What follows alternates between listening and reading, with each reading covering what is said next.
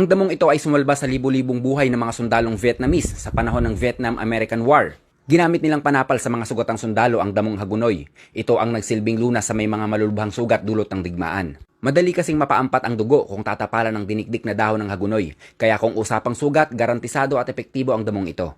Ngayon, ang damong hagunoy ay pangunahing lunas sa may mataas na uric acid, lunas sa problema sa pag-ihi, UTI. Kung naninilaw na balat at mga mata, baka jaundice na yan. Subukan mong uminom nito sa loob ng isang buwan, isang baso sa isang araw, at tinitiyak ko sa iyo malilinis nito ang iyong kidney at liver. Kung maraming parasite sa inyong tiyan, hindi makakalusot sa hagunoy yan, diretso purga ka pa. Ang dinikdik na dahon ng hagunoy ay mainam ipangtapal sa pigsa. Bukod sa madali nitong mapahilom ang sugat, nagagawa din itong alisin ang mga nana at mata ng pigsa. Mabuti din itong ipangalis ng lamig-lamig sa ating katawan, saktong-sakto sa mga nanay na nabinat dulot ng panganganak. Kung may tuberculosis, may hika, problema sa baga, bakit di mo subukan ang damong ito? Madaling hanapin. Bukod sa palagi itong ginagamit na pamuna sa, alam nyo na, meron din itong anti-cancer properties. Mainam din ito sa taong na dengue. Kung kulang sa dugo, inom ka lang nito. Kung may mataas na blood sugar, diabetic, ito ang makatutulong sa iyo. Sigurado yan. Ang malakas na amoy nito ay nagagawa ding itaboy ang insekto tulad ng ipis. Ikaw kabayan, nakakita ka na ba ng ganitong damo? At yan ay 1 minutong dagdag kaalaman, galing sa isang magsasaka.